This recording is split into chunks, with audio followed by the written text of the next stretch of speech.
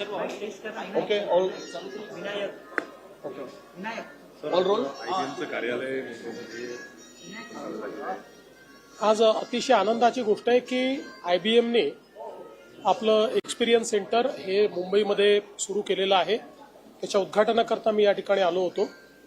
विशेषतः quantum computing हा जो हे जे क्षेत्र आहे जे संपूर्ण जगाला बदलत आहे। आज आर्टिफिशियल इंटेलिजन्स आणि क्वांटम कम्प्युटिंग या दोन गोष्टींमुळे जगातल्या सगळ्या गोष्टी या बदलणार आहेत।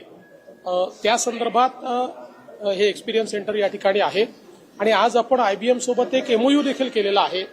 या MOUच्या माध्यमातून क्वांटम कम्प्युटिंगमध्ये काही यूज केसेस आपण तयार करणार आहोत।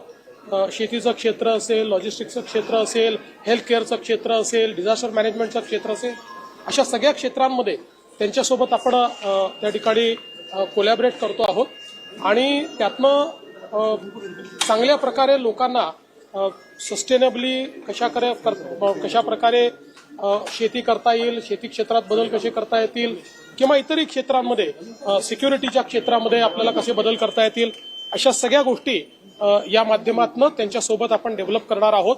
आणि त्यासोबत क्वांटम कम्प्युटिंगच्या क्षेत्रामध्ये जे मानव संसाधन आपल्याला तयार करायचं आहे तेही आपण IBM सोबत तयार करणार आहोत। सर, कबूतर बाबत एक सुनावणी जाहीर कोर्टात त्यामध्ये तज्ज्ञांची समिती नेमण्याचे आदेश जाहीर कोर्टाने दिलेत आणि महापालिकेला असं सांगण्यात आले की तुम्हीच जे काही ते ठरवा जो अहवाल आल्यानंतर 4 आठवड्यानंतर निश्चितपणे बघा, याच्यामध्ये अगदी स्पष्टपणे दोन गोष्टी आपल्याला पाहायला मिळतात। एक, पहिल्यांदा लोकांचं आरोग्य हे अत्यंत महत्वाचं आहे आणि आरोग्याचं रक्षण हे झालंच पाहिजे।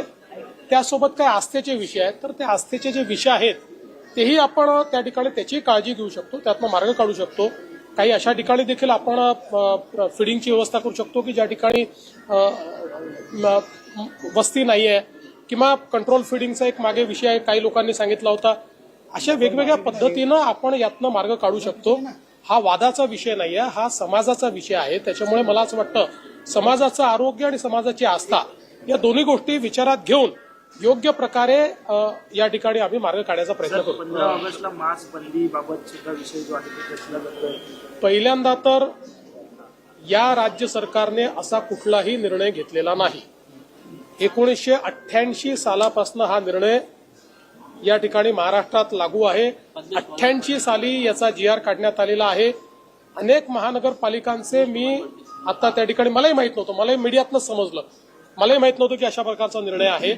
पण ज्यावेळी मी बघितलं तर अनेक महानगरपालिकांना मी विचारलं की तुम्ही का असा निर्णय घेतला, त्यावेळेस त्यांनी 88चा GR मला पाठवला आणि त्यांनी हे देखील पाठवलं की दरवर्षी ते अशा प्रकारचा निर्णय घेत आहेत। अगदी उद्धव ठाकरे मुख्यमंत्री होते तेव्हाही त्यांनी घेतलेल्या निर्णयाची प्रत त्यांनी मला पाठवली, जी तुमच्याकडे मी कधी त्या ठिकाणी देऊन देईल। शेवटी सरकारला कोणी काय खावं हे ठरवण्यात काही इंटरेस्ट नाही, आमच्यासमोर खूप प्रश्न आहेत।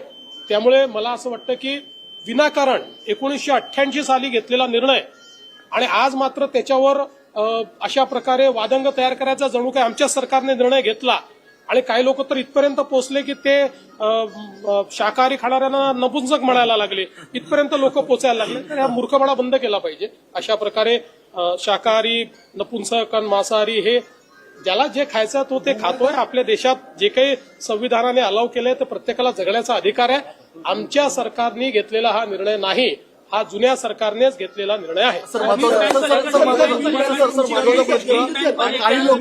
काही लोक कबुतराच्या प्रश्नावरती मुंबईमध्ये हिंसक आंदोलन करतात, या संदर्भात मला असं वाटतं की हा जो कबूतर खाण्याचा प्रश्न आहे किंवा कबुतरांचा प्रश्न आहे, मी मगाशी सांगितलं की हा प्रश्न समाजाचा प्रश्न आहे। लोकांचं स्वास्थ्य, आरोग्य हे अत्यंत महत्वाचं आहे। आरोग्याशी कॉम्प्रोमाइज करता येत नाही, सोबत आस्था देखील आहे। त्यामुळे आरोग्याशी कॉम्प्रोमाइज न करता आस्थेचा प्रश्न कसा सोडवता येईल हा प्रयत्न केला पाहिजे। पण मला हेही लक्षात येत आहे की काही लोकांना यातही महानगरपालिकेच्या निवडणुकीची संभावना लक्षात येते आहे आणि म्हणून याला एक समाजाविरुद्ध दुसरा समाज, एका भाषेविरुद्ध दुसरी भाषा, असं कसं भांडण लावता येईल असे प्रयत्न काही लोक करतात, पण ते यशस्वी होणार नाहीत। मुंबईचं मी तुम्हाला सांगतो प्रकृती अशी नाही आहे मुंबईची। नाशिकच्या पालकमंत्री पदावरून कुठेतरी त्यांच्या खात्याच्या संदर्भातली त्यांची माझी भेट घेतली होती त्यात कुठल्याही पालकमंत्री पदाची चर्चा झालेली नाही.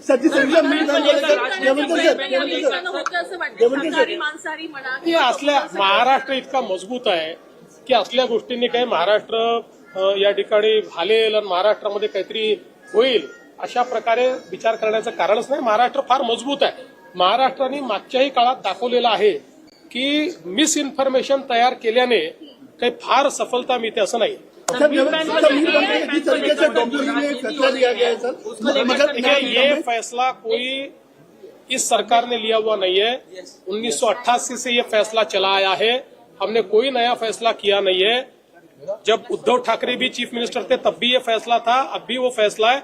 हमने कोई नया फैसला लिया नहीं.